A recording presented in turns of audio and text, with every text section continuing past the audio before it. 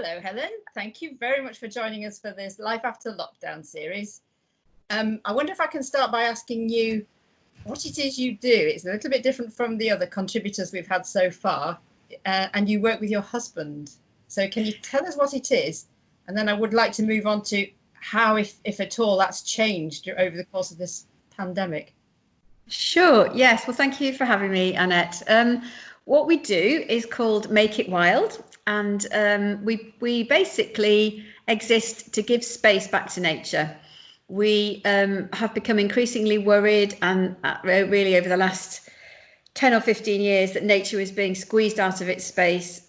So we are doing what little we can to redress that. So it started as a family project about 10 years ago. We bought some land and planted lots of trees there, 20,000 trees. And the effect of that in terms of biodiversity was so amazing that we've decided to do it again, but bigger. So we formed Make It Wild and bought some more land, and this time it's being a bit more commercial, so that it's getting on to being self-supporting, and we have various sort of income streams, but all the proceeds from all these activities go back into supporting nature, to either planting trees, digging ponds, sowing wildflower meadows, or whatever it may be. But I can tell you a bit more about the sort of things we do as I go forward to the next question. So that's what we do. And yes, it's just my husband Chris and myself, and our grown-up children help a bit here and there. But it's a family business, mainly just Chris and I. Yeah, great. Has it gone through any changes as a result of the whole lockdown? Have you noticed? Yeah, impacted on you? Well, have you been immune? Yeah, I mean, one of the sort of most obvious things is that we used to go to farmers markets and festivals and events with our range of eco-friendly products and talking about our other things, particularly about tree dedications and the carbon offsetting that we offer. And of course, they were, among the first things to go. So that was all cancelled throughout the entire summer, which is really our sort of peak time. We do the Festival of Thrift. We were going to go to the NEC for a big festival in July.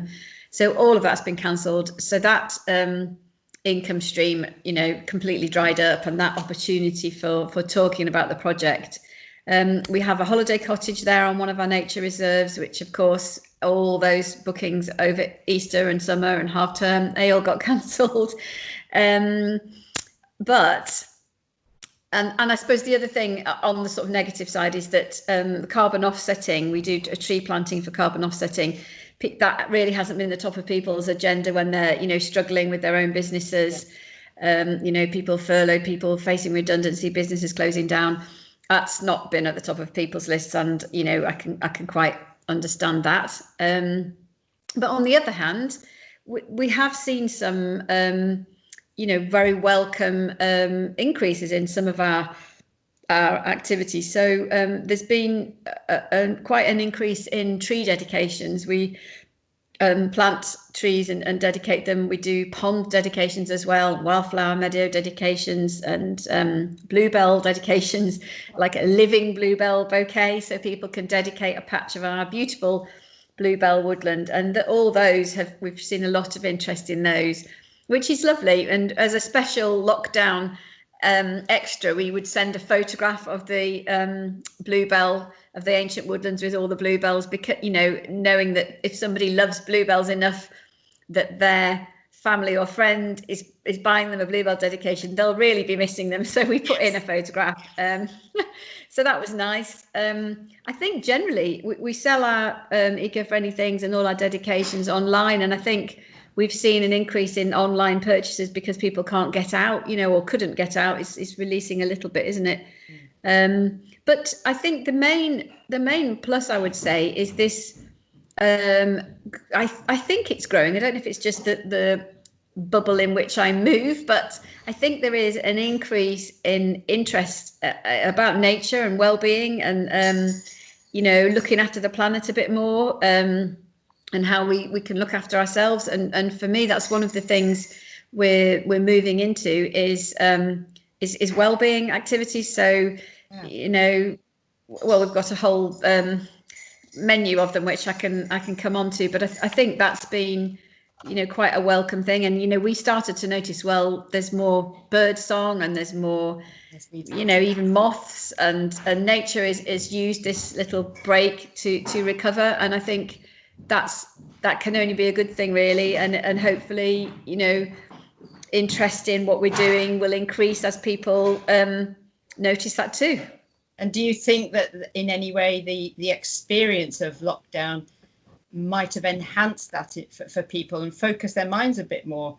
This is Graham's question, really. He's very sorry he can't be here to ask you this himself, because he's of the opinion, having seen your video in particular, which is superb, by the way, if anyone wants to see it, on the website, he just thinks that what you're doing now is kind of almost been waiting for this to come along and push it forward even more. Is that your perception, or do you see it differently?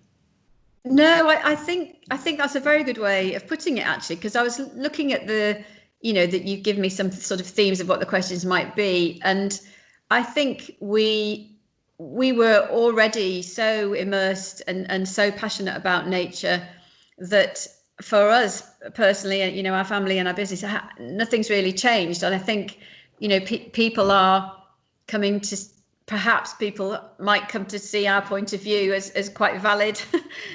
So it might have helped us in that way. I mean,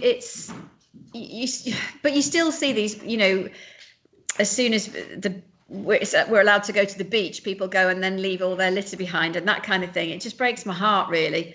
But I hope there is a sector of society who has come to appreciate nature more. I mean, I think this whole thing about, go outside for a walk for an hour every day, I think, people were waking up to the fact that actually being in nature is beneficial. So that definitely is in tune with our approach and the kind of things we're starting to do. Yeah. And of course, great big crowds at Bournemouth Beach are going to be televised, but lots of individuals and small groups of people doing rather more positive things are not going to be seen in the same way, but there might be many of them, and that's certainly our hope. I've got another question. You can dodge it if you like, because it's not one that I prepared you for in any way. You can, all right, no, that's fine. You can guess why I'm interested. What's it like working with your husband? Oh, right. Well, we absolutely love it, and we when the sort of lockdown came, and there were, after a couple of weeks, there was all this thing about, you're stuck in the house with your husband and how terrible it is. We said, well, we're actually quite liking it. We daren't tell anyone in case it's, embarrassing, but we quite like it. And I think Chris was always very, very into nature, and, on one of our first dates started marveling about how amazing that this drop of water had come from a cloud and now it was in a river, and then it would feed the blades of grass. And I thought, well, this is an interesting man. But I suppose I've kind of joined him, really, and we've kind of co-evolved so that we're very much in tune with it, really, in terms of, the values and the big things that we actually want to look after nature. That is our number one thing. It's absolutely number one. And when you've got such a strong value and such a strong sort of guiding principle, it makes a lot of the other decisions a bit easier, really. So and we do both share that value and the guiding principle, so we don't really have many arguments or anything about where we're going with the business, and I think we've probably got complementary strengths in a way, that Chris, I always joke, well, Chris is financial director and I'm marketing director, creative director, communications director, and I sort of list everything else. It's not quite true, but we certainly have very, very naturally divided the tasks without even having to discuss it. So that's been quite good. I mean, he does all the financial and anything sort of legal or anything like that. He'll deal with. Yeah, I don't know why it's happened like that, but I'll do pretty much everything else. And there is sort of physical land management to be done, you know, planting trees and everything. We both chip in with that. I mean, I'm as likely to be talking to the fencing contractor as Chris is, so, you know, that's fine. And I think we've got quite a sort of implicit understanding of things that I'll defer to him and things that he'll defer to me. And if there's anything a bit tricky, we'll discuss it. But we don't have many disagreements, actually. So no, it's been quite lovely. I hope it's the same for you too, Annette. I love working with Graham, and hopefully he feels the same. But I would obviously prefer him to say that. Yeah, it's great when you've got a shared passion and it's something. Yes. The shared passion, I think that does it. It's the thing that makes it. Absolutely. Yeah. So you've effectively touched a bit on how lockdown has affected you personally. Have there been any other effects on you that you've noticed, things that maybe you may have had to change and that may continue because you like the changes, those sorts of things? Are there any of those? Well, fairly obviously, given the context of what we're doing now, the whole thing of remote working, you know, has transformed a lot of what we do. I actually did it. My very first Zoom call was just before the lockdown, and I'm very grateful to that lady who taught me how to do it because it's been a bit of a lifeline. I've been giving talks on Zoom, so that is a small element. People, you know, invite me to give a talk about what I've done, so I've been doing some of those on Zoom, and they work fine. You do get the thing, unmute yourself, you know, and you get all that, and you think you're in a sketch show at some point, but actually once everybody's got all that sorted out, it's fine. And I think, the other big opportunity that this has opened up, and it is related to being able to meet with people remotely, is that I'm currently studying a course in natural mindfulness guiding, so that I'll be able to guide meditative walks in the woodland, in our ancient woodland. Well, or it's anywhere in nature, but for me, it will be in our ancient woodland. And you know, it's Ian Banyard who's the teacher, fantastic guy, and he's in the Cotswolds. Well, I don't think I would have actually thought it was, you know, the risk benefits, or sort of, you know, the decision to drive all the way to the Cotswolds to do this course. I don't think I would ever have gone, but because it's being delivered remotely, I'm doing it, and it's absolutely fantastic. I'm loving it, and it's we were always going to do this kind of thing. It was always on the plan, but it's an opportunity was presented to do it with an absolute expert, and it's something that we're going to be offering in the fairly near future in the woods. So was a definite plus out of the lockdown situation. Yeah, and ideal timing as well, because of course it fits in very well with mental health, which is probably going to need some extra TLC in the weeks, months and years to come after all of this, I would imagine. Perfect. And getting out in nature, it's clearly been good for people. I've heard so many people talk about it, and we have as well. We've really appreciated it. And we've not even been out in nature in the way that you are, because we're in an urban setting, but there's actually plenty of it if you're willing to look. Loads of hedgerows. Absolutely. Oh yes. Yeah. So what are the sort of things you think you've talked about the Zoom, getting used to Zoom and so on. Will you carry any of that on, or is that something you would ideally leave behind once you no longer need it? Well, the one thing that I still do, I still have some associate roles in healthcare regulatory bodies, because I was a doctor and a consultant surgeon before I decided to move into the world of nature. So I still have a couple of those roles, and we would generally meet in London, and I've had one board meeting with 14 of us on Zoom, and I'm afraid I didn't like that. That was not a success for Zoom, actually, for me. So I think if it's a big group and important decisions are having to be made, and it's important to make sure each person has their say. Then I haven't found that Zoom works very well for that. And I actually found myself barely speaking, which is not like me. For those, I hope we'll go back to having real life meetings in London. But for other things, lots of things that we've done, I think I would carry on, and it's less carbon footprint, takes less time. So I think that's something I would embrace into my, working style. The only thing is you get a bit stuck. You're always staring at your screen.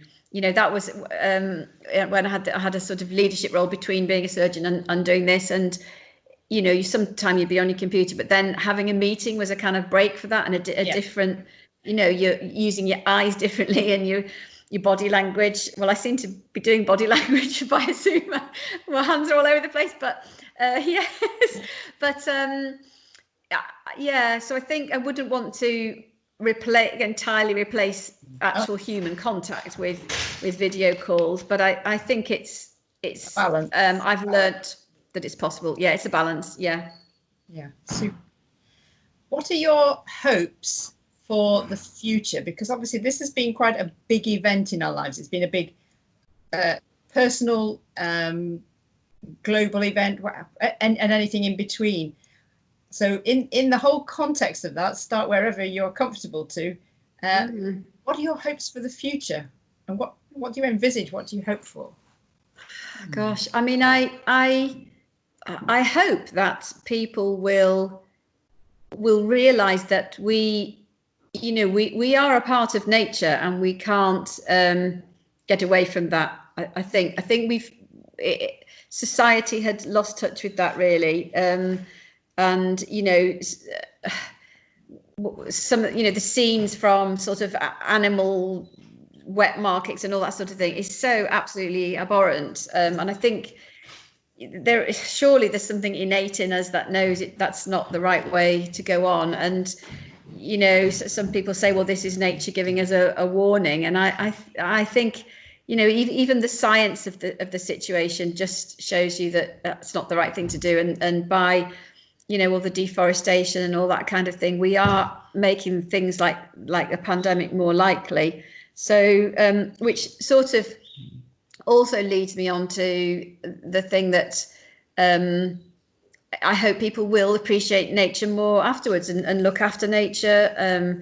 And everybody was saying, well, there's more moths and birds and things like that around.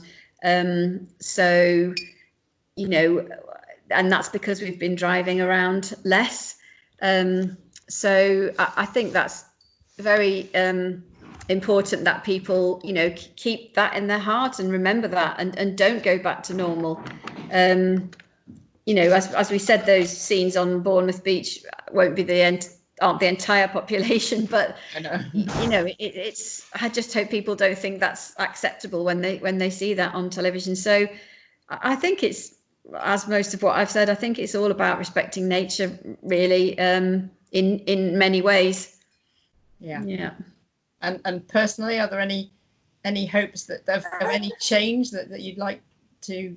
Well, yeah.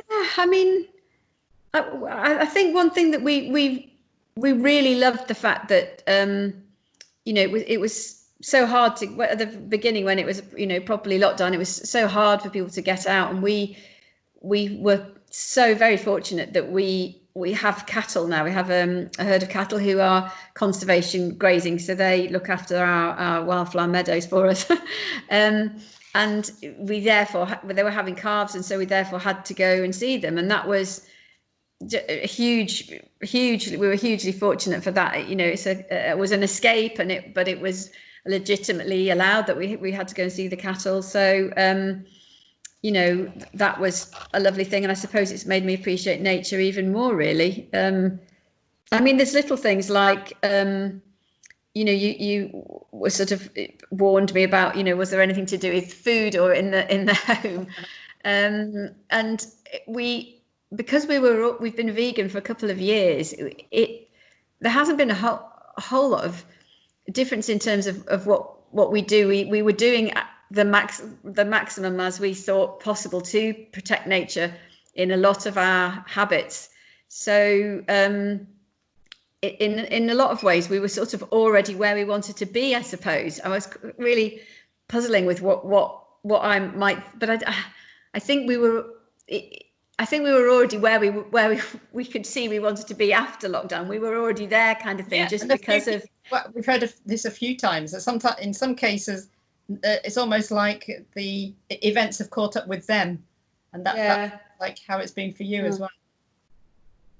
I think so. I think, yeah. I mean, you said that earlier, and I think that's probably right. I think we were just about as far as we could have been. You know, we've got our wind turbine, our solar panels. Wow. You know, so and you know, we try and live with as little, if none, you know, single-use plastic. I mean, that's one thing I've noticed as a bad thing during the lockdown. It became the case that so much more plastic was coming into the house, because if you any way of shopping that you were allowed to do seemed to introduce more plastic, so that was a bit of a shame. But that seems to have gone off again, and we can do our refill shopping and that kind of thing. So yeah, I think in the big things, I think we were already there, really.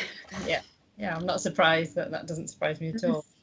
Well, can we round off by you telling us, give us an idea of where you're located, and also what the best way is of getting in touch with you if anybody wants to find out more about what it is you do? Yes, absolutely. Well, we currently have 2 main nature reserves. The first one, which is the one we bought about 10 years ago, we planted 20,000 trees there. It's now a young woodland, and that is at Kirkhamerton near York. And there's a public footpath around the perimeter. So it's open to pedestrians 24 hours a day, every day, but there's no vehicular access at all. So that's something to be aware of. And so that was our first nature reserve. And then our sort of more, the flagship one really, where we're having a barn built and where our wellness activities will soon be taking place. That is at Summerbridge, on the way to Pateley Bridge, between Harrogate and Pateley Bridge, and that's got the beautiful ancient woodland and our cattle and everything. And that's really, we're having a barn built there, which will be, you know, the first infrastructure, and it will be somewhere to leave your bags and your coat, sort of thing, when you come and do a walk in the woods or that kind of thing.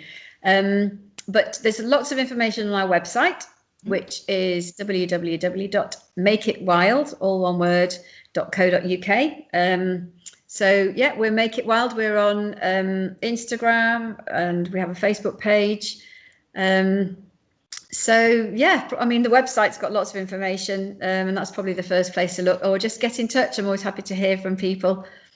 Yeah, and that can be done through the website as well. And we have a subscription newsletter if people wanted to hear from us regularly. How often do you get the newsletters out typically? Well, it's tended to be about every 6 weeks, but we've got such a lot going on at the minute. We've got so many new things we're launching. We are probably going to do more frequent and sort of single topic newsletters, and say, you know, next week we're launching our herbal workshops, or next week it's our conservation woodworking, or whatever it might be. Whereas we used to do kind of every other month a sort of newsletter. You know, this is what we've been up to. So it's, I mean, the bit we've only been going 2 years, and the business is evolving, and it's actually evolved extremely rapidly during the lockdown. I don't know if that was cause or effect or just random chance, but it's a lot. We've developed a lot of new sort of things, whether it's just because we've had the time to think about it, or it's just been the right time with the barn being built. So we might be changing, but we certainly don't send them daily or weekly or anything like that. We're far, far, far too busy. So maybe monthly might be about as much as you'd get, really. That sounds good. Great. Well, it's been superb speaking to you, Helen. Thank you very much for agreeing to do this. I'm going to turn the record off in a moment, but if you maybe just stay on so we can round off a little more informally. I'll see you in one moment. Okay, thank you very much. Okay.